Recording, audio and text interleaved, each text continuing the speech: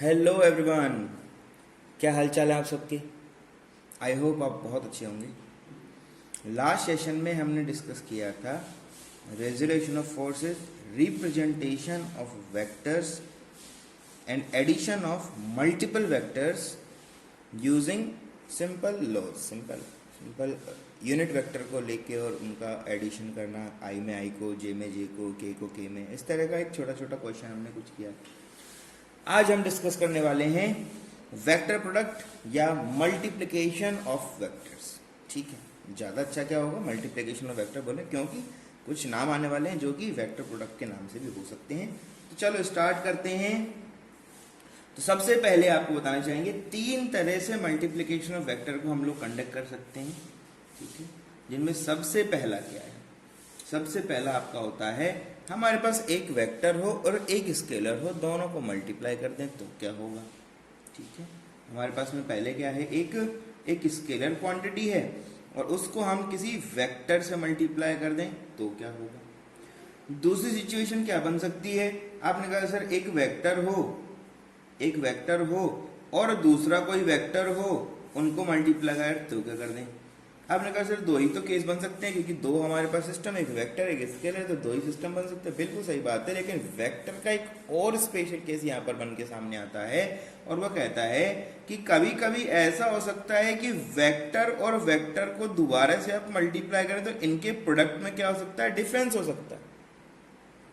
ये कहता है कि अगर आप स्केलर को वेक्टर से मल्टीप्लाई करोगे तो सिंपल सी बात है, आपको यहाँ पर क्या मिलेगा, आपको यहाँ से सिंपल क्या मिलेगा, यहाँ पर आप स्केलर क्वांटिटी को अगर किसी वेक्टर से मल्टीप्लाई कर दोगे तो आपको क्या मिलेगा,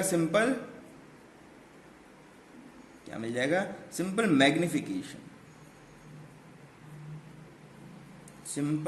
मैग्निफिकेशन ऑफ वेक्टर। वेक्टर जो रहेगा वो क्या हो जाएगा, सिंपल आपका मैग्नीफाई हो जाएगा। इसका क्या मतलब है, देखते हैं, अभी एग्जांपल समझ पाएंगे। अभी वेक्टर को मल्टीप्लाई करें और हमको क्या मिल जाए, एक स्केलर क्वांटिटी। कभी वेक्टर को मल्टीप्लाई करें और हमें क्या मिल जाए, एक वेक्टर क्वांटिटी। ये तीन तरह का सिचुएशन आपके पास में हो सकता है। ठीक है, और इनको किस तरह से डिफाइन करते हैं वो समझना शुरू करते हैं। चलिए नंबर 1 की बात करते हैं। आपने कहा सर हमारे पास में एक स्केलर क्वांटिटी है और उसको मैंने मल्टीप्लाई किससे किया, एक वेक्टर क्वांटिटी से, और हमें सामने क्या मिलेगा, आपने कहा सर हमें मिलने वाला है मैग्निफिकेशन। क्या मिलने वाला है, कोई मैग्निफिकेशन ऑफ वेक्टर। मतलब क्वांटिटी तो वेक्टर रहेगा लेकिन वो मैग्नीफाई हो जाएगी। कैसे हो जाएगी वो देखें। आपने कहा सर कोई वेक्टर है उसको स्केलर से कैसे मल्टीप्लाई करोगे, पहले तो ये बताइए। मैंने कहा कि मेरे पास में एक क्वांटिटी है b और उसका जो वैल्यू है वो मैंने बोल दिया दिस इज नथिंग बट 4। मैंने कोई डायरेक्शन का बात नहीं किया, इसका मतलब ये क्या है कि स्केलर क्वांटिटी है। सिमिलर मेरे पास में एक वेक्टर क्वांटिटी है a और मैंने बोल दिया this is nothing but 2i cap plus 6j cap minus 8k cap. ये कोई वेक्टर, ये आपका कोई वेक्टर क्वांटिटी है और मैंने आपसे बोला कि आप सिंपल क्या कर दो, a वेक्टर को b से क्या कर दो, मल्टीप्लाई कर दो। देख लो ये वेक्टर है, ये क्या स्केलर है, दोनों को मल्टीप्लाई करोगे तो क्या लिखोगे, 4 multiply by 2i cap plus 6j cap minus 8k cap. और जैसे ये काम करोगे तो बेटा ये एक कांस्टेंट वैल्यू है, अंदर मल्टीप्लाई हो जाएगा सिंपल। इसमें किसी तरह का कोई डायरेक्शन तो है नहीं, तो डायरेक्शन नहीं तो सिर्फ क्या है, मैग्नीट्यूड है। मैग्नीट्यूड तो डायरेक्टली हम लोग क्या कर सकते हैं, इंक्रीज कर सकते हैं। तो क्या लिखा आपने कहा sir 4 multiply by 2 8i cap plus 6 Guna 4 24 j cap minus 32 k cap. देखो जरा, क्या ये पूरा का पूरा वेक्टर मैग्नीफाई हो गया 4 टाइम्स। ठीक है, -4 करोगे तो क्या होगा, डी मैग्नीफाई हो जाएगा। सिंपल हम लोग बात क्या करते हैं कि उस हुआ क्या है वो भी समझ सकते हो आप। चल मैं यहाँ पर हुआ क्या है वो भी आप समझ सकते हो। पहले कोई वेक्टर था और आपने बोला सर ये वेक्टर था, इस तरफ जा रहा था और इसको हमने बोला ए वेक्टर। इसको 4 से मल्टीप्लाई कर दिया, तो जैसे ही 4 से मल्टीप्लाई कर दिया अब ये वेक्टर कुछ ऐसा हो गया, ए वेक्टर मल्टीप्लाई बाय 4। देखो डायरेक्शन में कोई चेंज नहीं आया, डायरेक्शन वही है, पहले थीटा एंगल पे था अभी भी थीटा एंगल पे, पहले शिफ्ट हुआ है बस यहाँ पे। ठीक है, इसी को ऐसे बढ़ा देते तो थोड़ा डबल वेक्टर का एडिशन दिख जाता। तो हम एडिशन नहीं कर रहे हैं, यहाँ पर क्या कर रहे हैं, मल्टीप्लिकेशन कर रहे हैं, ये ध्यान देना आपको हमेशा, ठीक है। तो यहाँ पर आपने बोला सर ऐसे ऐसे क्या कर रहे हैं हम लोग, तो आपने कहा सर ए वेक्टर पहले छोटू था, ये था, और अब उसको हमने क्या कर दिया 4 टाइम मल्टीप्लाई कर दिया। तो डेफिनेट सी बात है कि मैग्नीफाई होने से होता क्या है, डायरेक्शन तो चेंज नहीं होती, सिर्फ क्या चेंज करता है, मैग्नीट्यूड। तो मैग्नीट्यूड कैसे डिफाइन करते हो बेटा, लेंथ ऑफ वेक्टर से। तो लेंथ जो रहेगा वो क्या कर जाएगा, आपका लेंथ, वेक्टर का लेंथ क्या हो जाएगा, इंक्रीज कर जाएगा। सिंपल है, ये सब चीजें आपको समझना है, बिल्कुल आसान सी चीजें हैं। कोई अगर आपके पास में सिंपल कोई वैल्यू दे देता है, कोई कांस्टेंट दे देता है या स्केलर क्वांटिटी दे देता है, उसको मल्टीप्लाई कर दोगे, सिंपल आपका वेक्टर क्या हो जाएगा, मैग्नीफाई हो जाएगा। ये सिंपल सिंपल सी चीजें हैं, इनमें कोई प्रॉब्लम नहीं है। अब आता है सेकंड पार्ट। सेकंड पार्ट में क्या कहता है, आपको बोला गया कि हमारे पास एक वेक्टर था और उसको हमने किसी दूसरे वेक्टर से क्या किया, मल्टीप्लाई किया, और हमको रिजल्टेंट में क्या मिल गया, एक स्केलर क्वांटिटी मिल गया। क्या मिल गया आपको, एक स्केलर क्वांटिटी मिल गया। स्केलर क्वांटिटी का मतलब क्या है, स्केलर क्वांटिटी का मतलब है कि उसके पास सिर्फ मैग्नीट्यूड होगा, डायरेक्शन नहीं होगा। यही तो कहना चाहते हो ना कि भाई सिर्फ क्या होगा, स्केलर क्वांटिटी के पास क्या होगा, मैग्नीट्यूड होगा, डायरेक्शन नहीं होगा। तो आपने कहा सर कैसे होगा, ये सब चीजें देखिए जरा। तो मैंने आपसे कहा कि ठीक है, हमारे पास कोई ए वेक्टर है which is equal to 2i + 2j cap. Similar आपने बोला कि हमारे पास में सर एक वेक्टर बी है जिसको हमने बोल दिया -i cap plus j cap. ऐसा कुछ हो सकता है, कुछ भी हो सकता है, कोई दिक्कत नहीं है। और हमने किया क्या, हमने इन दोनों को किया मल्टीप्लाई और हमको मिला c, और ये वेक्टर नहीं है, c हमारा वेक्टर नहीं है। इन दोनों से हमें मिलने क्या वाला है, इन दोनों से मिलेगा c, और c हमारा कैसा हो जाएगा, एक स्केलर क्वांटिटी। ऐसा हो सकता है, ऐसा हो सकता है, तो करें क्या उससे, इसका मतलब क्या है, ये जो स्पेशल काइंड ऑफ आपका प्रोडक्ट है बेटा, इसको बोलते हैं हम लोग डॉट प्रोडक्ट। रिप्रेजेंट कैसे करते हैं इसको, डॉट प्रोडक्ट। कैसे रिप्रेजेंट करते हैं इसको, डॉट प्रोडक्ट। तो ठीक है, A vector dot B vector is equal to C vector अगर मिल जाता है, ठीक है, तो स्केलर यहाँ ये कैसा है आपका, सिंपल, ये कैसा मिल रहा है आपको, स्केलर मिल रहा है। इसको हम बोलते क्या है, इसको अगर आपसे कोई पूछता है कि बताओ डॉट वेक्टर को बोलते क्या हो आप, तो आप देखो डॉट वेक्टर को बहुत सारी बातें बोलते हैं, ठीक है। सबसे पहले तो आप बताओ कि ये प्रोडक्ट जो वेक्टर इनटू वेक्टर से स्केलर मिलता है उसको बोलते क्या हम लोग, इसको बोला जाता है डॉट प्रोडक्ट। क्या बोलते हैं इसको आप लोग, डॉट प्रोडक्ट। और रिजल्टेंट कैसा है, स्केलर, तो इसको दूसरा नाम क्या दे सकते हो आप, स्केलर प्रोडक्ट। क्या दे सकते हो इसको आप दूसरा नाम, स्केलर प्रोडक्ट। क्या दे सकते हो इसको, स्केलर प्रोडक्ट। मतलब वेक्टर और वेक्टर को मल्टीप्लाई किया, स्केलर मिला, तो क्या बोलेंगे उसको, डॉट प्रोडक्ट, या फिर क्या बोलेंगे उसको, एक स्केलर प्रोडक्ट। यहाँ पर जो सी होगा, ये सी जो मिलेगा आपको, इनका रिजल्टेंट जो मिलेगा आपको, इसको क्या बोलेंगे आप, resultant of A vector dot B vector. ये कैसा होगा, एक स्केलर होगा। ऐसा हो सकता है, अभी इसको पूरा का पूरा लेक्चर इसी में चलने वाला है, आप बहुत अच्छे समझ जाओगे, कोई दिक्कत नहीं है इसमें, ठीक है।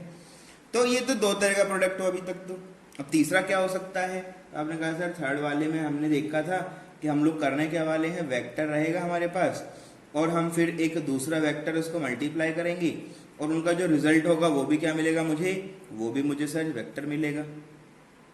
कैसे देखना पड़ेगा इसको, तो आपने कहा सर बहुत आसान है, जैसे पहले किया था, कोई ए वेक्टर ले लीजिए और ए वेक्टर हमने डिफाइन कर दिया, है ए वेक्टर को कि ए वेक्टर हमारे पास में क्या है, 4i cap minus 2j cap, ऐसा कोई वेक्टर है। सिमिलर हमारे पास कोई बी वेक्टर है और उसको हमने बोल दिया कि ये कुछ 2i cap plus j cap है। ऐसा हो सकता है, कोई वेक्टर ऐसा हो सकता है, कोई प्रॉब्लम इसमें तो नहीं होना चाहिए, ठीक है। वो पता नहीं कहाँ होगा पर होगा कोई ना कोई। अब हमने किया क्या, हमने ए वेक्टर और बी वेक्टर क्या किया, मल्टीप्लाई किया और हमें सामने क्या मिला, सी वेक्टर। इन दोनों को हमने प्रोडक्ट किया, इन दोनों को हमने रिजल्टेंट निकाला और सी हमें क्या मिला, सी वेक्टर।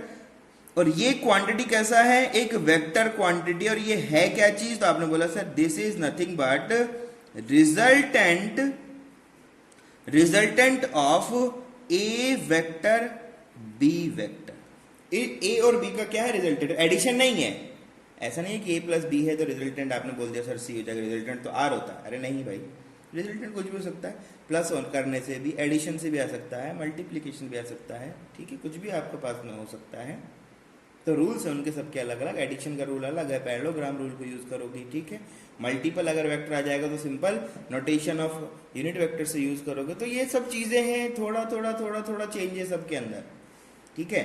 अब ऐसा जो प्रोडक्ट है, ऐसे प्रोडक्ट को हम लोग बोलते हैं क्या है, ठीक है। हमको क्या मिल गया है, वेक्टर मिल गया है, दो वेक्टर को मल्टीप्लाई किया और हमें क्या मिल गया, एक वेक्टर मिल गया। तो इसको हम लोग रिप्रेजेंट कैसे करते हैं, क्रॉस। कैसे रिप्रेजेंट करते हैं, क्रॉस। और इसको बोलते क्या है, या तो आप इसको क्या बोलेंगे, क्रॉस प्रोडक्ट, या तो इसको आप क्या बोल देते हैं, क्रॉस प्रोडक्ट, या फिर इसको क्या बोलते हैं, इसको बोला जाता है वेक्टर प्रोडक्ट। क्या बोलते हैं इसको आप लोग, क्रॉस प्रोडक्ट, या तो क्या बोलते हैं, वेक्टर प्रोडक्ट। दोनों में से कुछ भी एक नाम हो सकता है, ठीक है। तो तीन तरह से हमारे पास में प्रोडक्ट होते हैं। कैसे कैसे हो सकता है, देखो ये बहुत ध्यान रखना है, रिप्रेजेंटेशन बहुत इंपॉर्टेंट है। अगर आप दो वेक्टर को मल्टीप्लाई करते हो और आपको क्या मिल जाता है, एक नया वेक्टर मिल जाता है, जिसका मतलब उनके बीच में क्या हुआ है, क्रॉस प्रोडक्ट हुआ है। आप दो वेक्टर को मल्टीप्लाई करते हो और उनके साथ में आपको एक स्केलर क्वांटिटी मिल जाता है रिजल्टेंट में, तो इसका मतलब आपने डॉट प्रोडक्ट किया है। ये ध्यान देना, ये पूछा जाएगा, बताओ इन क्वांटिटीज के बीच का प्रोडक्ट कैसा है, तो आपको बताना पड़ेगा कि ये डॉट है कि ये क्रॉस है। दोनों में से कुछ भी एक वैल्यू हो सकता है, कुछ भी एक वैल्यू हमारे पास में हो सकता है, ठीक है। चलो तो हम लोग स्टार्ट करते हैं। सबसे पहले अब देखो, जो स्केलर प्रोडक्ट था, जो स्केलर प्रोडक्ट है, सबसे पहला वाला जो हमने देखा था, scalar multiply by vector equals to क्या बन जाएगा, मैग्निफिकेशन। तो वो तो सिंपल है, मल्टीप्लाई करके वहीं बता दिया। सबसे इंपॉर्टेंट जो है हमारे पास में अब है, सेकंड की तरफ हम मूव कर रहे हैं, तो हमने यहां पर लिखा डॉट प्रोडक्ट, लिखा हमने डॉट प्रोडक्ट, या इसी को हम लोग क्या बोलते हैं बेटा, डॉट प्रोडक्ट भी बोल सकते हैं, या फिर क्या बोल सकते हैं इसको आप, scalar product, scalar product of vectors. Of vectors मतलब दो वेक्टर होना चाहिए पहले आपके पास में, तभी वो होगा, तभी वो होगा। और उसके कुछ प्रॉपर्टीज होती हैं, वो भी हमें पता होनी चाहिए, उसके साथ में चलेंगे, उनके साथ में काम करते हुए चलेंगे, ठीक है। तो कैसे करते हैं वो देखें। तो आपने बताया सर सिंपल सिंपल है, कैसे बताएं, तो मैं आपको छोटा एक एग्जांपल देता हूं, छोटा सा एग्जांपल देता हूं मैं आपको। तो होता कैसे, पहले तो वो रिप्रेजेंट कर दो। तो ये लिखा जाएगा आपका हमेशा a डॉट b, और इसका रिजल्टेंट क्या होगा, c। इसका रिजल्टेंट हमेशा क्या होगा, c, और c क्या होगा आपका, हमेशा स्केलर। ये तो हमें पता है, ये तो हमें पता है। स्केलर प्रोडक्ट इसको बोलते हैं हम लोग, डॉट प्रोडक्ट इसको बोलते हैं, कोई प्रॉब्लम्स में नहीं है, सब लोग जानते हो, ठीक है। कैसे होता था, एक एग्जांपल लो आप, ठीक है। 9th क्लास में आप पढ़ चुके हो ना, छोटा छोटा मैकेनिक्स, तो वहीं से आ रहे हैं हम लोग, ठीक है। कि अभी तो 11th में आई हो, तो 11th और जो 9th क्लास है वो एक दूसरे के थोड़े थोड़े से क्या है, थोड़े थोड़े सेम है, ठीक है। वही चीजें आप ब्रॉड लेवल पे बस आप पढ़ने वाले हो, बाकी कोई चेंजेस नहीं है। तो देखें, आपने एक क्वांटिटी का नाम देखा होगा वहां पर, और उसको हमने बोला था वर्क। और वर्क जो होता है वो होता क्या है, वर्क इक्वल्स टू, आपने बोला sir this is nothing but force multiply by displacement. Force multiply by displacement. आपको पता है कि वर्क जो है वो पाथ पे डिपेंड नहीं करता, वो कभी भी पाथ पे डिपेंड नहीं करता, ठीक है। वो इनिशियल और फाइनल स्टेट के ऊपर डिपेंड करता है, इनिशियल और फाइनल स्टेट पे क्या करता है, डिपेंड करता है। ये तो हमें पता है ना, ये हमें पता है। तो आपको जैसे ये सब चीजें पता है, तो आपने बोला सर वर्क होगा, तो बेटा आपने देखा था work is equals to force, force multiply by displacement. आप बताओ, डिस्प्लेसमेंट वेक्टर होता है, फोर्स वेक्टर होता है, लेकिन वर्क जो होता है वो वेक्टर नहीं होता, वो वेक्टर नहीं होता, ठीक है। तो कैसे लिखते थे आप, आपने कहा sir work equals to F into D, ठीक है। तो इसका मतलब वहां ये जो क्रॉस हो रहा था, ये एक्चुअल में कैसा था, आप वहां पर क्रॉस लिख देते थे, वहां पर एफ इंटू डी ऐसे करके लिख देते थे आप, लेकिन ये क्रॉस प्रोडक्ट नहीं था वहां पर, वहां कैसा था, ये डॉट प्रोडक्ट था। क्यों, क्योंकि सामने वर्क निकलता है, और वर्क जो होता है, ये जो वर्क आपके पास में आता है, ये होता कैसा है, आपने कहा सर ये तो स्केलर होता है। कैसे पता लगाया था, not depends on initial depends on path path path of body के पाथ पे ये डिपेंड नहीं करता है। बॉडी के पाथ पे डिपेंड नहीं करता है तो इसका मतलब कहीं से कहीं भी आप बस करोगे क्या, इनिशियल और फाइनल स्टेट को दिखाओगे, वहीं से आपका निकल के आएगा। ठीक है, इसका मतलब यहाँ पर ये आपने जो यहाँ जो रिप्रेजेंट किया है ये एक्चुअल में क्या होना चाहिए, that should be dot, that should be dot. ठीक है, तो वहां पर आपने वहां पर डायरेक्ट कर देते थे एफ इंटू डी लिख देते थे, W equal to F into D dot. यहाँ पर क्या आना चाहिए आपका, डॉट आना चाहिए, क्योंकि यहाँ दोनों वेक्टर लिखा है और वेक्टर के सामने क्या निकला है, वर्क निकला है। वर्क स्केलर है जो कि डिपेंड नहीं करता है पाथ ऑफ बॉडी के ऊपर, इसलिए हम लोग क्या लिख सकते हैं यहाँ पर, डॉट। यहाँ क्या लिखा जाएगा, डॉट। चलो अब बताते हैं आपको, दो वेक्टर अगर आपके पास में है, कोई ए वेक्टर है और आपके पास में कोई वी वेक्टर है, दोनों को आपने डॉट प्रोडक्ट किया तो क्या होगा, इसको लिखा जाएगा मॉड ए मॉड बी। क्या लिखोगे, mod A mod B multiply by cos of theta. क्या लिखोगे, multiply by cos of theta. ये इंपॉर्टेंट फॉर्मूला है डॉट प्रोडक्ट का। ये क्या है आपका, डॉट प्रोडक्ट का बहुत ही इंपॉर्टेंट फॉर्मूला है और इसी से सारे के सारे क्वेश्चन आज के सॉल्व होंगे। ठीक है, दिस इज रिजल्टेंट। ये क्या है, इसका मतलब क्या होगा, इसका मतलब है ए डॉट बी वेक्टर से क्या आएगा आपके पास में, सी, और सी का वैल्यू कितना होगा, वो हो जाएगा sir A vector into B vector multiply by cos of theta. Resultant of A vector, resultant of B vector multiply by cos of theta. This is very important for us, बहुत important है हमारे लिए, ये हमें बहुत अच्छे से आना चाहिए। क्यों, क्योंकि बार बार यही यूज होगा, डॉट प्रोडक्ट होगा, कहीं पर क्रॉस प्रोडक्ट होगा, तो सबके लिए हमारे पास यही होगा। बात आता है थीटा क्या है, तो थीटा बहुत आसान है बेटा बताना, इसमें कोई प्रॉब्लम नहीं है। अगर ये हमारे पास में कोई दो प्रोडक्ट्स हैं, सॉरी वेक्टर्स हैं, ये कोई ए वेक्टर है, यहाँ पर हमारे पास कोई बी वेक्टर है, तो इनके बीच का ये जो एंगल है ये क्या है आपका, थीटा है। अब ध्यान देना है, ए डॉट बी बोला है तो ए से बी की तरफ मूव करना है, बी डॉट ए बोलोगे तो बी से ए की तरफ मूव करना है। समझ रहे हो, ऐसा हम आपको भी बता रहे हैं, लेकिन अभी इसको चेक कर लेते हैं कि ऐसा हो भी सकता है कि नहीं हो सकता है, वो सब देख लेते हैं, वो सब चीजें हम देख लेते हैं, कोई प्रॉब्लम उसमें नहीं है। चलो देखते हैं कैसे होगा। आपने कहा सर ठीक है, अभी अभी हमने पता लगा लिया है कि ए डॉट बी वेक्टर जो है उसका मैग्नीट्यूड क्या होता है, mod of A multiply by mod of B multiply by cos of theta. ये हमने अभी पता लगाया। ये डॉट प्रोडक्ट का प्रॉपर्टी है बेटा, ये डॉट प्रोडक्ट का क्या है, प्रॉपर्टी है, ये ऐसे ही होता है। आपको थोड़ा सा बताने की कोशिश करेंगे कहाँ से आता है, ठीक है, बाकी तो ये पूरा का पूरा कैलकुलस में ऐसे डिफाइंड है। ठीक है, जैसे x square plus y square equals to 1 है ना, x m x plus c, ये सब आपको बताया गया है, तो वो सब प्रॉपर्टीज होती हैं, धीरे धीरे समझ जाते हो, है ना। उसी तरह से इसको भी समझ जाओगे, हाँ ऐसा कुछ होता तो है, ऐसा कुछ होता तो है।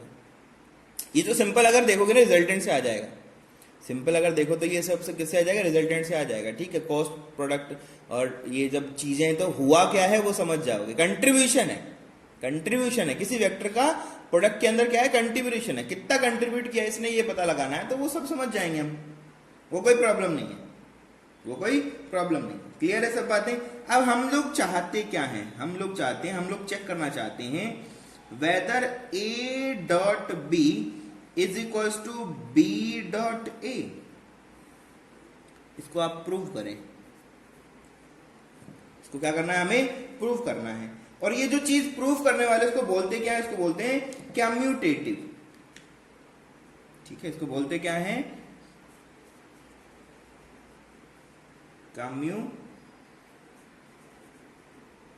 Cumulative property. कम्यूलेटिव प्रॉपर्टी है कि नहीं है वो बताओ।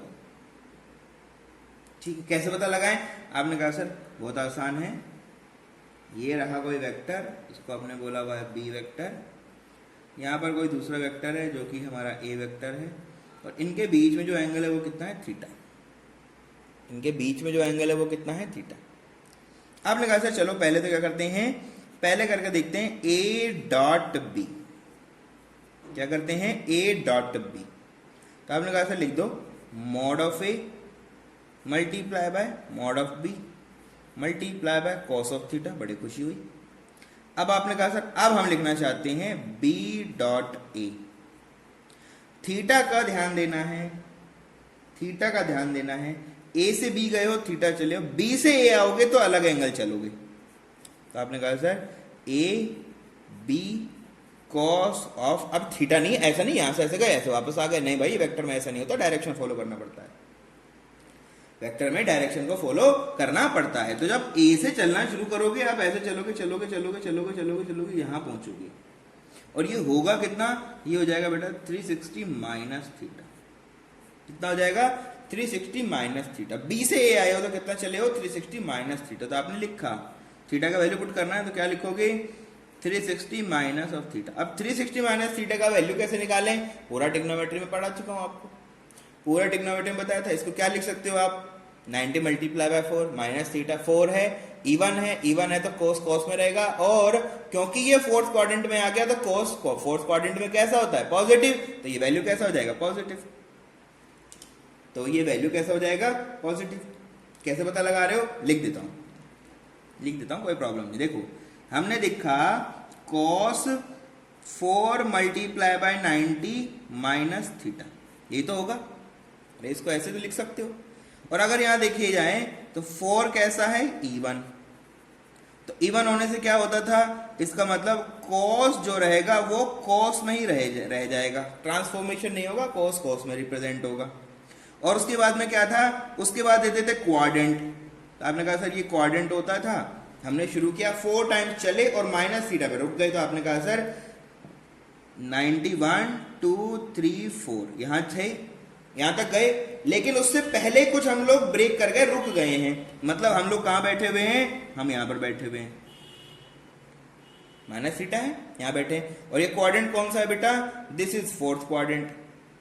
कैसा क्वाड्रेंट है, फोर्थ। और फोर्थ क्वाड्रेंट में कोस कैसा होता है पॉजिटिव। तो आपने बोल दिया यहां से आप निकालोगे सर साइन, साइन कैसा हो जाएगा पॉजिटिव, साइन कैसा हो जाएगा पॉजिटिव। इसका मतलब क्या है, इसका कहने का मतलब है सिंपल, cos 360 माइनस थीटा जो है वो इक्विवेलेंट होगा, किसके इक्विवेलेंट होगा, cos ऑफ थीटा।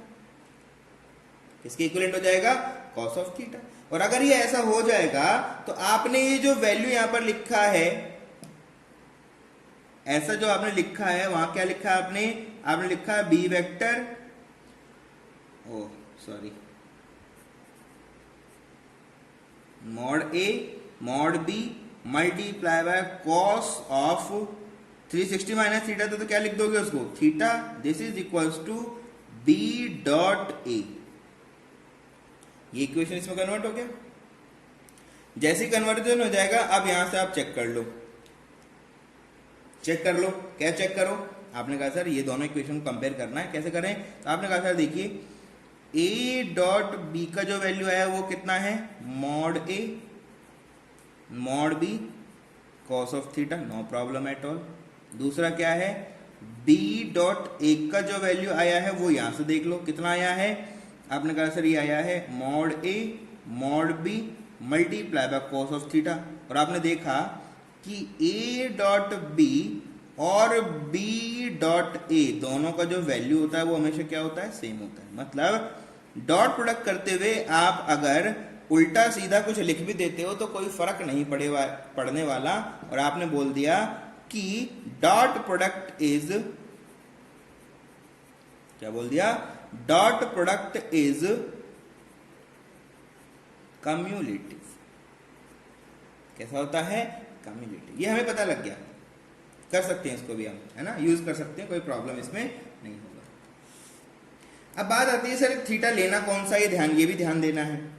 हम लोगों के पास दो थीटा होता है, कौन सा थीटा लेके चले, ठीक है। तो यहां देखो जब भी आप इसकी बात करते हो तो आपने कहा सर दो एंगल होते हैं हमारे पास में, तो ये कोई ए वेक्टर है और ये हमारे पास में अगर कोई बी वेक्टर है तो इनके बीच का एंगल ये वाला थीटा है। सर एक्चुअल में ये भी तो आपके पास एंगल है, मैं आपको बता चुका हूं हमेशा कौन सा एंगल लेके चलते हैं, छोटू एंगल। हमेशा कौन सा एंगल होता है, छोटा एंगल। देखो दो एंगल है मेरे पास, ये वाला जो एंगल है ये क्या है, फाई है, ये क्या है, थीटा है। आपको ध्यान रखना है जब भी ए डॉट बी आप करेंगे, ए डॉट बी जब आप करेंगे वहां से मिलेगा आपको सी, ठीक है। तो आपको ध्यान देना है इन dot product, in dot product, आप ऐसा क्यों कर रहे हो पहले वो भी समझना आपको जरूरी है। ऐसा क्यों हो रहा है वो भी आपको समझना जरूरी है। कैसे होगा, आपने कहा सर देखो जब आपने लिखा था बी डॉट ए तो ऐसे एंगल चले थे, फिर ए डॉट बी चला तो ऐसा एंगल लिया था, मतलब दोनों चीजें तो दोनों सेम ही होती है, तो मैं तो ये एंगल ले लूं चाहे ये ले लूं तो दोनों तो इक्वलेंट हो जाएगा। बात आपकी बिल्कुल जायज है, बिल्कुल आपकी बातें सही हैं, लेकिन हर बार ऐसा होगा ये जरूरी भी नहीं है, ऐसा जरूरी भी नहीं। तो आप ध्यान दें, आप हमेशा कौन सा एंगल लेके चलोगे, छोटा वाला। तो आप लिखो in dot product, in dot product we always take smaller angle, we always take smaller angle in between vectors। Vectors के बीच में जो स्मॉलर एंगल है उसको हम लोग हमेशा क्या करते हैं, उसी को हम लोग हमेशा अपने प्रैक्टिस में लेके आते हैं, उसको हमेशा अपने प्रैक्टिस में हम लोग लेके चलते हैं। आपने बोला ऐसा क्यों करते हो सर, क्योंकि ये कम्युलेटिव होते हैं, क्योंकि ये कैसे होते हैं, कम्युलेटिव होते हैं। ठीक है, तो छोटा एंगल लेके चलने से कोई दिक्कत नहीं है। चलो अब आपको थोड़ा सा बता देते हैं कि ये एक्चुअल में है क्या, ये थोड़ा सा आपको बता देते हैं ये एक्चुअल में है क्या। ठीक है, थोड़ा सा फील दे देते हैं जिससे आप थोड़ा समझ जाएं कि क्या क्या हो क्या रहा है। तो मैंने वहां पर लिखा था ये कोई हमारा वेक्टर क्या है, बी वेक्टर है, और यहां पर हमारे पास क्या है, एक ए वेक्टर है, इनके बीच का ये एंगल क्या है, थीटा है, इनके बीच का ये एंगल क्या है, थीटा है। अब अगर ऐसा होगा बेटा तो क्या आप यहां पर आराम से कंपोनेंट ब्रेक कर सकते हो।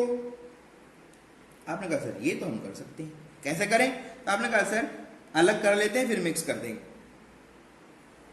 अलग से कंपोनेंट ब्रेक कर लेते हैं फिर मिक्स कर देंगे। यही कर दो यार, चलो छोड़ो। आपने कहा सर ये जो छोटा सा हिस्सा है ना, ये है मेरे पास है b multiply by cos of theta, और इसके परपेंडिकुलर जो यहां आएगा ना सर वो हो जाएगा sir b multiply by sine of theta. अगर ये b है और ये एंगल थीटा है तो ये b है, ये एंगल थीटा है, तो ऐसा होगा। और अगर यहां देखा जाए तो ये क्या लिखा हुआ है, ये क्या लिखा हुआ है, आपने कहा सर हमको तो a डॉट b चाहिए, तो क्या चाहिए, तो आपने कहा सर ये लिखा हुआ है a multiply by b multiply by cos of theta. नहीं समझ पा रहे, कोई बात नहीं यार, ऐसे समझाओगे a b कॉस थीटा लिख दोगे। अब a b कॉस थीटा, तो ये तो देखो ना, a तो ये हाइट, ये लेंथ इसका, ये लेंथ इसका a हो गया, और ये लेंथ कितना हो गया, b कॉस थीटा हो गया। दोनों को आपने मल्टीप्लाई कर दिया तो ये क्या आ जाएगा, कंट्रीब्यूशन आ जाएगा आपका, किसका, a डॉट b का कंट्रीब्यूशन, जिसको आप लोग क्या बोल देंगे, c, क्या बोल देंगे, c। तो इसका मतलब क्या है, this is nothing but the contribution of vector b over a और reflection of b over a।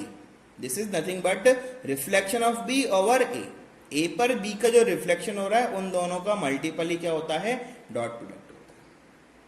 उन दोनों का जो रिफ्लेक्शन का जो इनका जो b का रिफ्लेक्शन है a के ऊपर, उन दोनों को अगर आप मल्टीप्लाई करते हो आपको क्या मिल जाएगा, डॉट प्रोडक्ट मिलेगा। ये सिंपल सी बात है, ये बहुत ही सिंपल सी बात है। अब देखो एंगल के ऊपर ये डिपेंड करता है, ये भी हमारे पास इंपॉर्टेंट एक छोटा सा कंसेप्ट बन सकता है।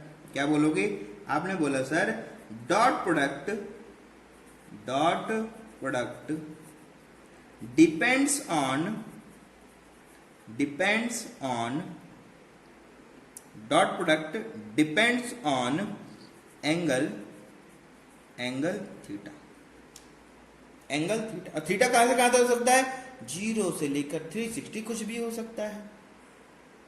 ठीक है, आपने कहा सर अगर हम बात करें कोस थीटा, तो कोस थीटा हमेशा क्या होता है, 1 से और हमेशा -1 के बीच में देखने को मिलता है, इनके बीच में देखने को मिलता है। लेकिन एक पॉइंट ऐसा होता है जब कोस थीटा 0 होता है।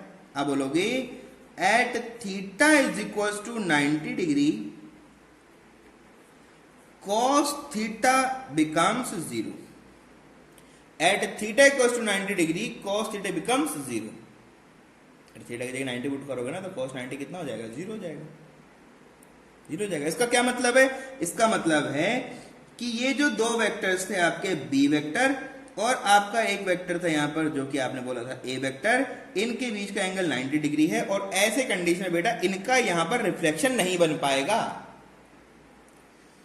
बी का यहां रिफ्लेक्शन कितना होगा, 0, पॉइंट बनेगा। क्या बनेगा, पॉइंट बनेगा। और मैंने पॉइंट को बताया था, एक डॉट को कैसे प्रेजेंट करते हैं, जीरो वेक्टर। क्या होता है वो, एक जीरो वेक्टर जिसका मैग्नीट्यूड नहीं होता, डायरेक्शन इन्फिनिटी होती है। क्या कहना चाहता हूं, समझ रहे हो, नहीं समझ रहे, कोई बात नहीं। देखो in this case B cos 90 degree is equal to zero vector. क्या बनेगा, जीरो वेक्टर बनेगा। और जीरो वेक्टर का मैग्नीट्यूड 0 होता है, डायरेक्शन इन्फिनिटी होती है। ठीक है, एक्चुअल में ये हो क्या रहा है, this is nothing but projection of be on A vector is 0। Dot बनेगा ना, सिंपल पॉइंट बनेगा ना, एक पॉइंट बनेगा, सिंपल। समझ रहे हो चीज को। तो अब देखो यार, ए है, बी का प्रोजेक्शन लेने से इन दोनों को मल्टीप्लाई कर तो काम हो जाता था। तो इसका प्रोजेक्शन यहाँ क्या बनेगा, डॉट बनेगा, एक छोटा पॉइंट बनेगा, ये रहा छोटा पॉइंट। तो ये छोटा पॉइंट बोलते क्या इसको, इसको हम जीरो वेक्टर बोलते हैं। और जीरो वेक्टर की प्रॉपर्टी क्या है, जीरो वेक्टर का मैग्नीट्यूड 0 होता है, डायरेक्शन इन्फिनिटी होती है, या फिर any direction can it take. Zero vector है ये, जीरो मतलब सिंपल मैग्नीट्यूड 0 नहीं है, डायरेक्शन है इसके पास, डायरेक्शन कुछ भी हो सकता है, लेकिन फिलहाल इनके पास में मैग्नीट्यूड नहीं है। और ऐसा नहीं होगा तो इस कंडीशन में बेटा क्या बनेगा, इस कंडीशन में आपका बनेगा A dot B is equals to 0। और जब भी ऐसा बन जाए, जब भी ऐसा करो आप और उसका वैल्यू 0 आ जाए, तो इसका मतलब है बेटा A vector is perpendicular to B. जब भी आपका डॉट प्रोडक्ट 0 आ जाए, इसका मतलब है कि जो वेक्टर आप लेके चले थे वो दोनों एक दूसरे के क्या हैं, परपेंडिकुलर। बहुत इंपॉर्टेंट प्रॉपर्टी है ये, बहुत ही इंपॉर्टेंट प्रॉपर्टी है जो कि आपको बार बार यूज करना पड़ेगा। ठीक है, तो इस बात को लिख देते हैं जिससे कि हम इसको अच्छे से समझ पाए। ठीक है, चलो नंबर 1 क्या लिखें सर, बहुत आसान सी बातें, अभी जो किया हमने वही लिखेंगे। आपने किया था ए वेक्टर डॉट बी वेक्टर और वैल्यू आपके पास में कितना आया है, 0। कितना आया है, 0। इसका मतलब C 0 है, इसका मतलब रिजल्टेंट 0 है। तो ठीक है, इस बात को लिख दो बस। ठीक है, if the two vectors are perpendicular,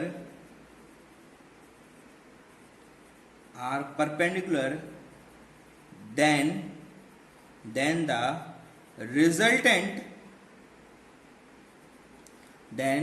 the resultant of dot product of those two vector will be 0। मतलब सोचने की जरूरत नहीं है।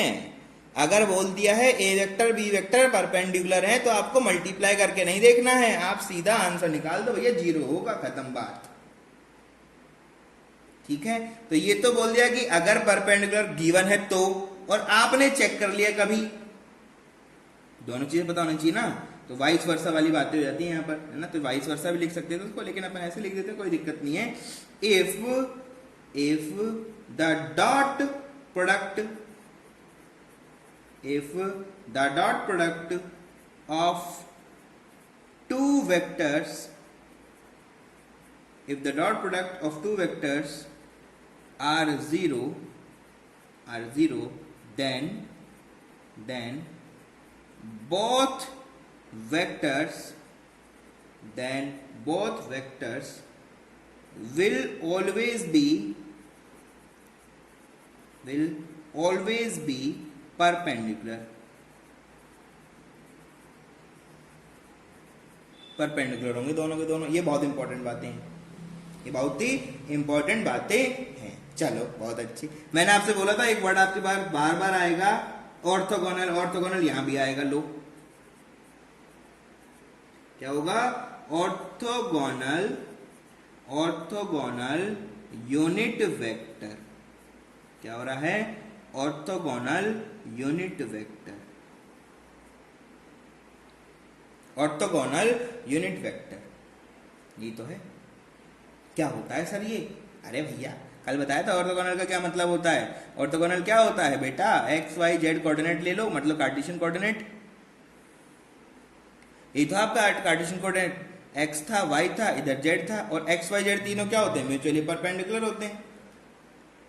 म्यूचुअली क्या होते हैं, परपेंडिकुलर होते हैं। और एक्स डायरेक्शन के अंदर जो हमारा यूनिट वेक्टर होता है वो क्या होता है, आई कैप। वाई डायरेक्शन का जो यूनिट वेक्टर होता है वो क्या होता है, जे कैप। और जेड डायरेक्शन का जो यूनिट वेक्टर होता है उसको क्या बोलते हैं बेटा, के कैप। यही है, यही है।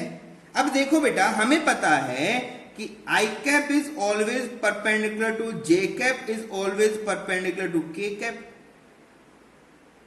ये हमें पता है। ऑर्थोगोनल यूनिट वेक्टर यही तो होते हैं। ऑर्थोगोनल यूनिट वेक्टर का मतलब यही तो है। इनसे कहना क्या चाहता है, इनसे ये जो कहना चाहता है छोटू, वो समझो बात को। इसका मतलब है कि गलती से कभी आपने आई और जे को अगर मल्टीप्लाई कर दिया तो उनका जो प्रोडक्ट है वो कितना हो जाएगा, 0।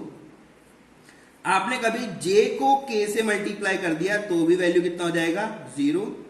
और आपने अगर गलती से कभी के को आई से मल्टीप्लाई कर दिया तो भी वैल्यू कितना हो जाएगा, 0। तो भी कितना हो जाएगा, 0। ध्यान रख रहे हो, ध्यान दे रहे हो। और इनके साथ आपको जो ध्यान देना है वो ये भी है कि अगर i से i को मल्टीप्लाई करोगे तो क्या बनेगा, 1। ये प्रूफ कर देंगे हम, कोई बात नहीं है, प्रूफ कर देंगे। कभी भी आपने अगर j को j से मल्टीप्लाई कर दिया तो क्या बनेगा आपका, 1।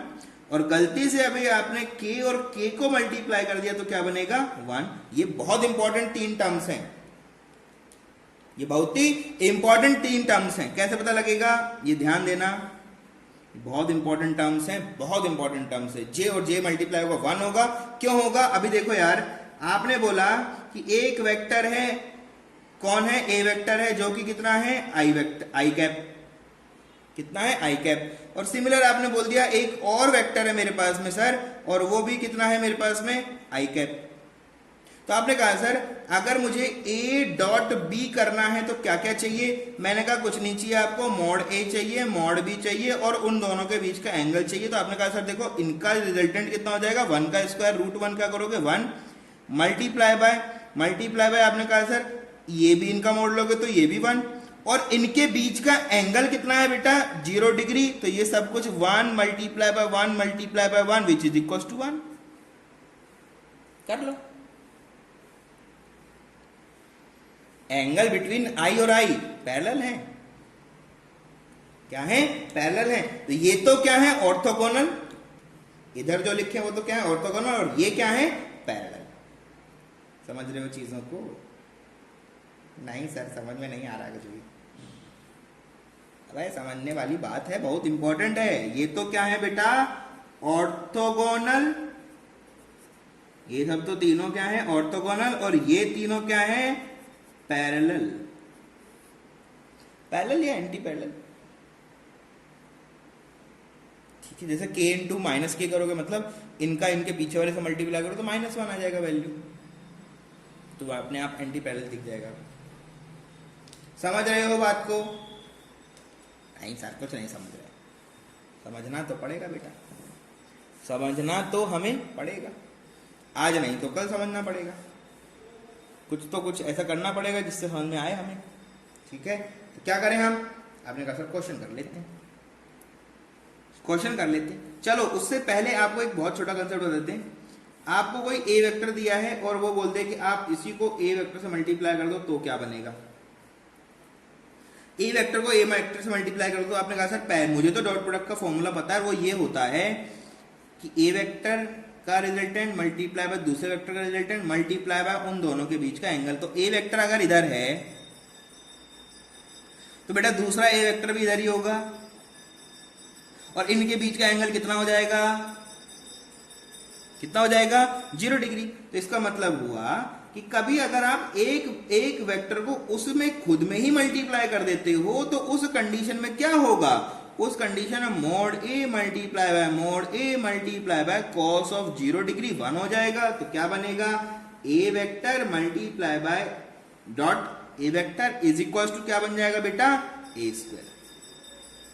तब बन जाएगा ए स्क्वायर। अगर उसी एक वेक्टर को उसमें खुद में मल्टीप्लाई कर दिया जाए तो आपके पास में क्या बन जाएगा, उसी वेक्टर का स्क्वायर आपके पास में आ जाएगा। किसी तरह का कोई प्रॉब्लम आपको देखने को नहीं मिलेगा। चलो क्वेश्चन करते हैं जिससे कि इसको हम अच्छे समझ पाए।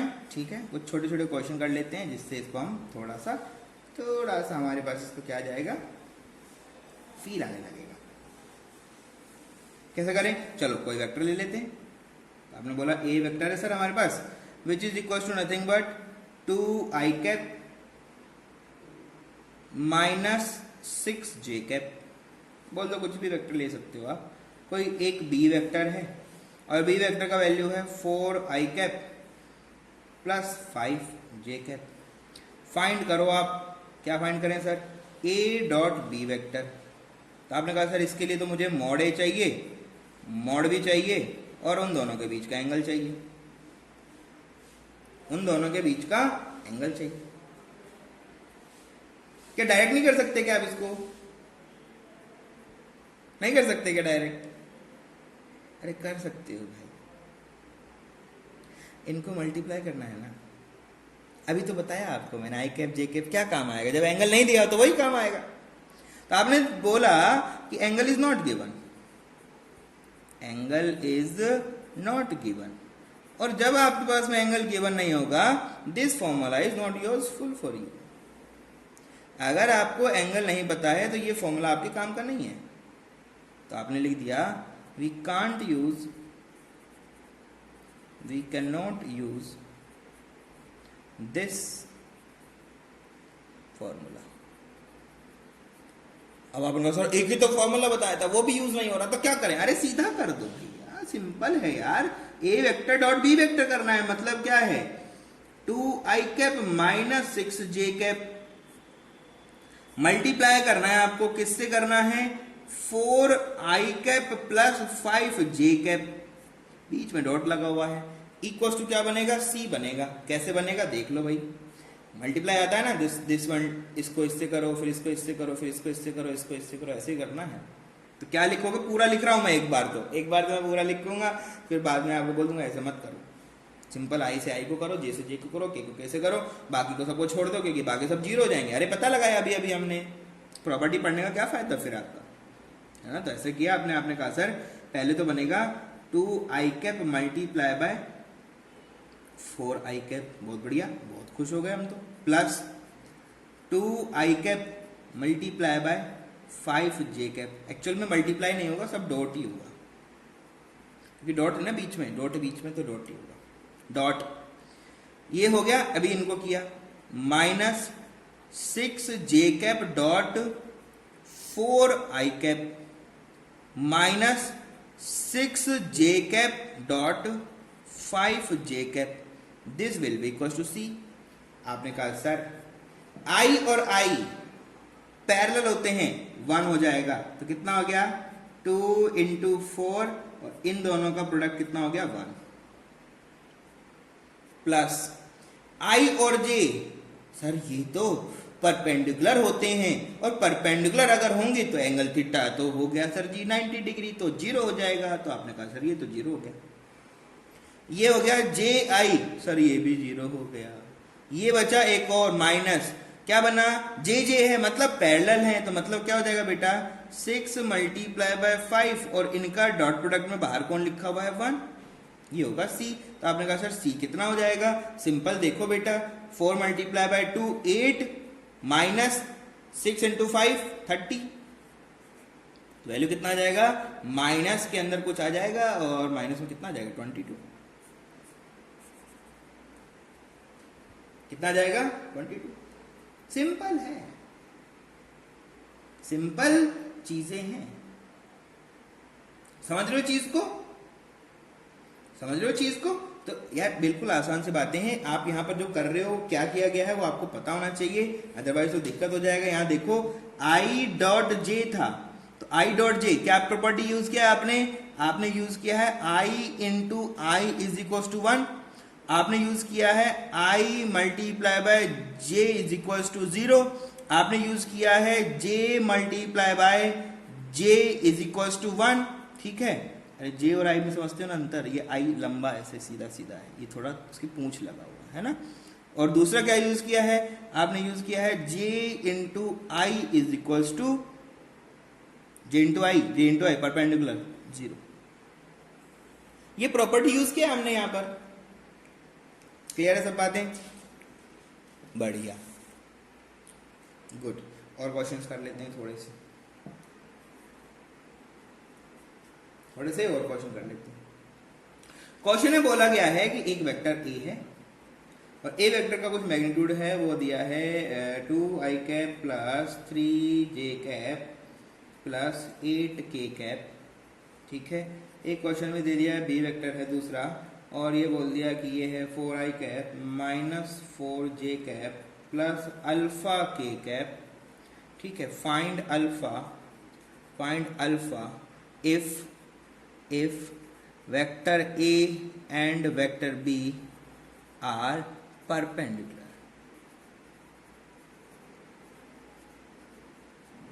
परपेंडिकुलर है तो फाइंड करो। आपने कहा सर कैसे करें? बिल्कुल आसान सा काम करना है यार, करना तो है ही नहीं कुछ।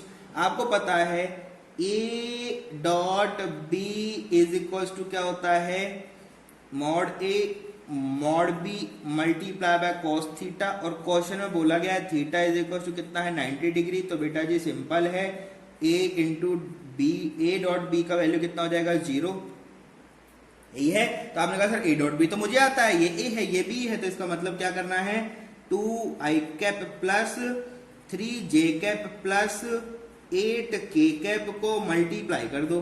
किससे मल्टीप्लाई कर दूं सर?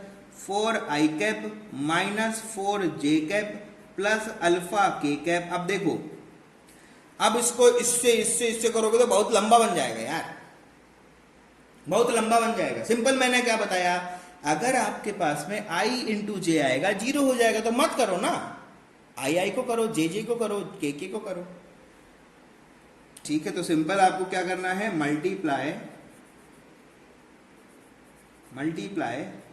आई इंटू आई, जे इंटू जे, के इंटू के। सिंपल है, क्योंकि इनका वैल्यू 1 1 होता है, ये हमें पता है, बाकी सब 0 हो जाता है, खत्म बात हो गई। तो मतलब क्या करना है, हमें 2 इंटू 4 को मल्टीप्लाई करना है। बाहर क्या आ जाएगा आपके पास में, आई डॉट आई आ जाएगा। इनका देखना है तो क्या बनेगा, माइनस साइन, क्योंकि ये है ऐसा है। तो क्या लिखोगे, 3 इंटू 4 क्या बनेगा बेटा, j इंटू जे, डॉट प्रोडक्ट लिख रहा है, अंदर कुछ भी लिख दो, ये तो स्केलर है ना, यहां लिखना जरूरी है डॉट प्रोडक्ट। साथ में क्या है, साथ में सर जी प्लस क्या लिखना है, 8 मल्टीप्लाई बाय अल्फा, और कौन लिखेगा, k डॉट के, और ये सब इक्वल टू किसके होंगे, 0। इसका मतलब कहने का ये है कि 2 into 4 8 minus 4 into 3 12 plus 8 alpha is equal to 0। भाई आई 1, जे 1, के 1, समझ रहे हो? तो कितना हुआ? आपने कहा सर ये तो कुछ हुआ ही नहीं, हुआ है 8 alpha is equal to 12 minus 8। तो आपने लिखा 8 alpha is equal to 12 minus 8 चला गया तो कितना हो गया 4। तो अल्फा इज इक्वल टू कितना हो गया बेटा, 1 डिवाइड बाय 2। कितना हो गया, 1 divide bye 2। This is your answer. तो ऐसे हमको बहुत सारे क्वेश्चन करने पड़ेंगे। तो ए रहेगा, बी रहेगा, उनको मल्टीप्लाई करना है, तो मल्टीप्लाई करने का जो काम है वो सब ये होता है, ठीक है। बात आती है कि सर ये डॉट प्रोडक्ट करते क्यों हैं, बात आती है ये डॉट प्रोडक्ट हम करते क्यों हैं, ठीक है। तो इसका जो सबसे इंपॉर्टेंट एप्लीकेशन है, पूछ लेता है आपसे, बताओ डॉट प्रोडक्ट का यूज क्या है। तो बेटा जी डॉट प्रोडक्ट का जो यूज है वो सिंपल आपको दिख रहा है, to measure angle between two vectors. It is used to find to find, क्योंकि ए इंटू बी को तो डायरेक्ट कर रहे थे ना सर, तो वो थीटा का क्या काम है, तो बेटा उस थीटा का जो काम, उस फॉर्मूले का जो काम है वो क्या है, to find angle between two products. दो प्रोडक्ट्स के बीच का एंगल अगर हमें मेजर करना है तो हम लोग क्या यूज करते हैं, हम लोग डॉट प्रोडक्ट को यूज करते हैं। Find angle between to product, product नहीं भाई, वेक्टर्स।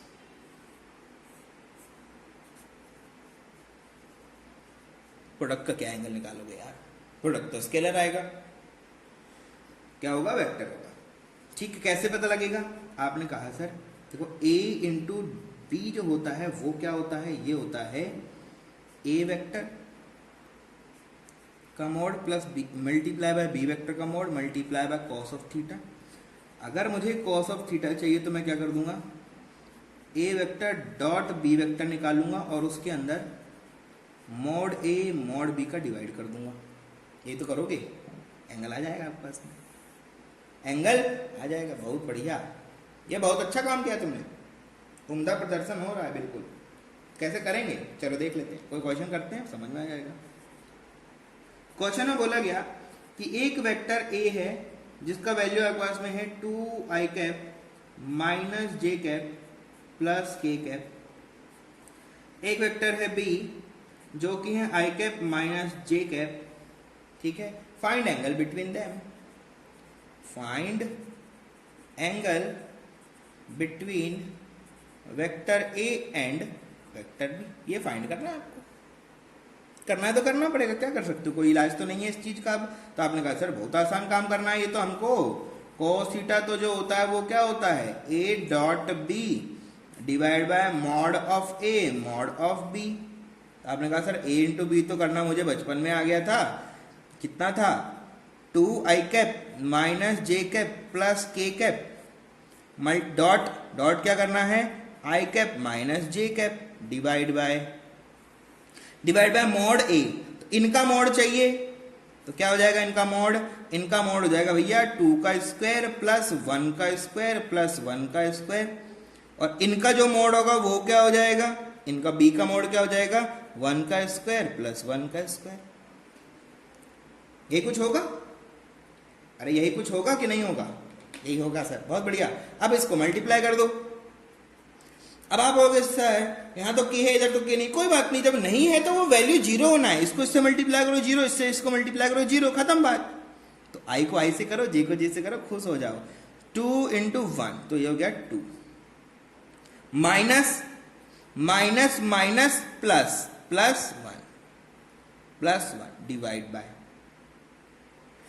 बाय ये कितना है बेटा, 4 5 6 और ये √2 कितना हो गया, √6 और √2, √6 क्या आप इसको 12 लिख सकते हो, क्या इसको आप √12 लिख सकते हो, नहीं पता सर, कोई बात नहीं, नहीं पता तो कोई बात नहीं है।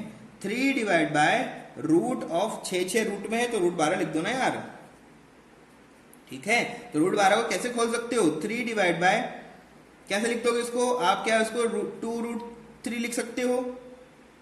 अरे 4 दिया 12 होता है, 4 का रूट निकालोगे तो 2 आ जाएगा, 4 का रूट निकालोगे तो क्या आ जाएगा, 2 आ जाएगा। तो इसका मतलब क्या है, इसका मतलब सिंपल है कि सर जी ये जो चीज है ये क्या है, √3, अरे √3 इंटू √3 डिवाइड बाय 2√3, इसका मतलब √3 डिवाइड बाय 2।